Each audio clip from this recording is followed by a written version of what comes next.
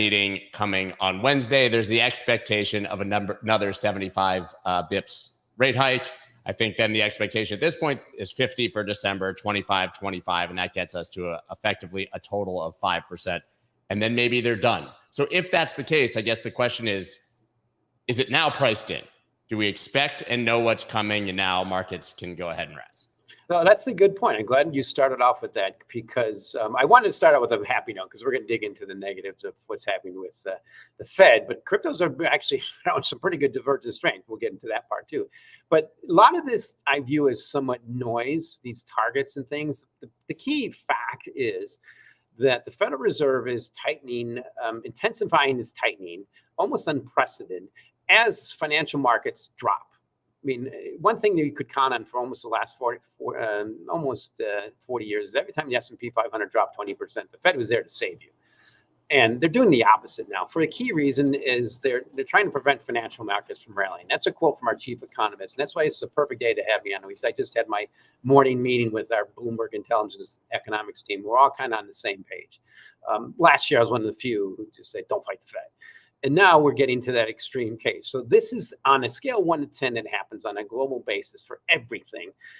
The Fed is the 10, and everything else is pushed lower. Like you hear what's happening in China and GDP and everything. That's just nothing right now compared to the Fed tightening as the world tilts towards recession.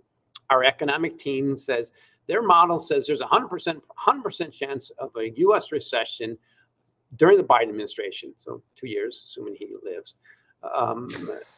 And it's after, sometimes, presidents don't always make it. But fair question. I don't want to wish anything bad on anybody. But this is all tilting the other way. Even our Bloomberg yield strategist, Ira Jersey, who's been spot on with the Fed, he thinks yields are peaking, which means yields should drop as the world tilts towards recession. That's the key thing that's happening. And this is potentially, I hate to bring it up, but the fact is it's potentially bad as 1929.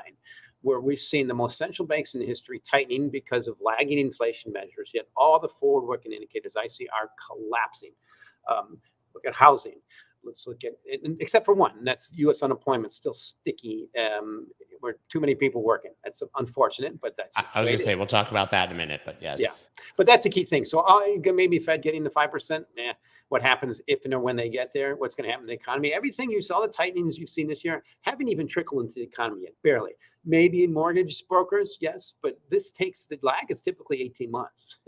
And this is the fourth consecutive 25 basis point hike. So they're catching up to what I think is going to trigger a enduring deflationary recession, potential depression that was somewhat created because they created too much liquidity starting 2 years ago. That's just a classic, simple economic model. Virtually every bust in history has come on the back of a big boom, on the back of easy liquidity. Now, we had the easiest liquidity ever in terms of money supply, and it's all going back now. The difference, it's global. Source of demand pull from China for the last 20 years is gone. That country has gone negative. We've been pointing out this for years, but the property crisis is way overdue. Yes, there's a short-term issue with COVID, people locking up for that. And then what's the leadership doing? They're going back to the days of Mao and communists, and that pushed Chinese into poverty. And you look at Europe, no better. There's only one engine of growth on a global scale right now in the U.S., and our model is for a recession.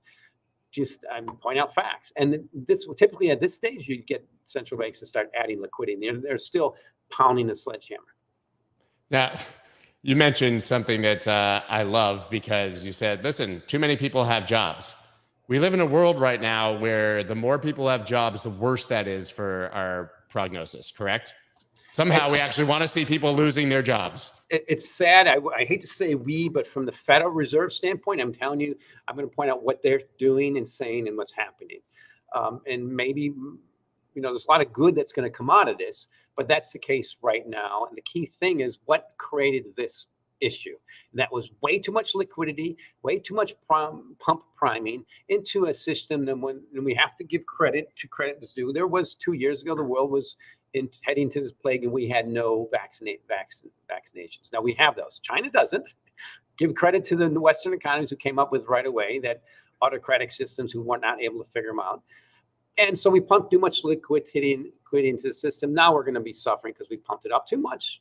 We just look at, the average money supply in this country went up 40%. What did condos in Miami do in farmland, Illinois? Everything went up 40%. Now everything's going back down. It's hard and potentially harder. And that's just the way things work. So I have a couple comments here from people about that specifically. Kristen says housing hasn't dropped here. Cosmic Contrarian says houses are still in complete nosebleed level. The prices are beyond stupid expensive. That's a bad sign, right? Because the point you're making, it's the metric, it's the slowdowns, the mortgages, all of those things that are going to precede the actual price drop. Correct? So exactly. And I think, unfortunately, it might be worse than the correction from 2006 to 2011. Unfortunately. Now, that was much more centric on very speculative financing and issues with banks and things. Now it's just a classic example of pumping too high, too far, too fast, and going back. So what person now can go get a mortgage and buy a home versus just 2 years ago when they can get it for less than 3%? Now you're at 7%. Your average payment that for a mortgage person was $2,000 a month. Now it's $3,000 a month. That's to buy a new house. And then you look at things, this simple statistics is new homes under construction in this country is the highest ever. Our data on the Bloomberg terminal goes back to 1960. That means the supply coming on and sales are collapsing. So there's nothing good about that. And that's if you want to dig into the weeds.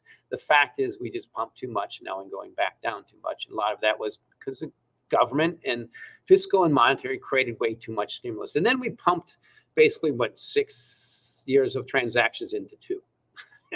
So, unbelievable. But the difference is in 2006, you can see it was silly stupid's peak and it dropped, and the stock market didn't drop till 2008. And then everything bottomed by 2009, except housing. Housing didn't really bottom until 2011. But it was kind of US centric. Now it's global. I mean, this is absolutely global. And a lot of the pandemic created it. So I'm commodities guy, so that's global. That's the difference. So now there's going to be great areas of isolation where you'll do fine. They say real estate's all local.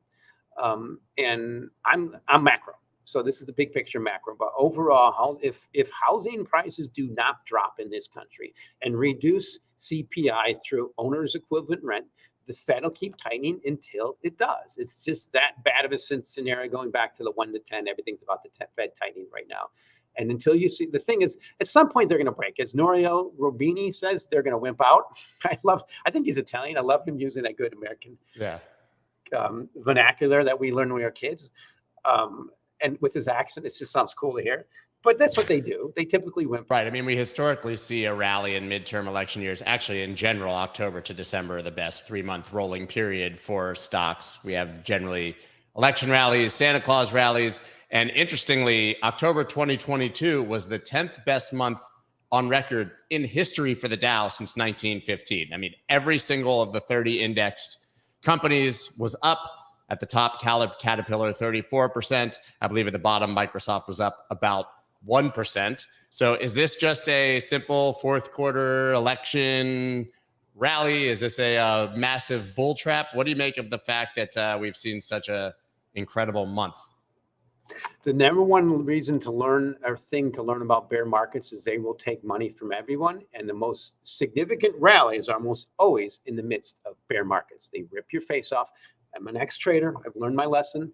And that is, to me, a classic bear market. And I think anyone who thinks the stock market, or maybe if they'll get lucky, will drop in an environment where the Fed's tightening harder and where they really need the stock market to go down, it might be a little delusional. Now, you still see that from sell-side economists, and this is where I have to really give some credit to Lisanne Saunders.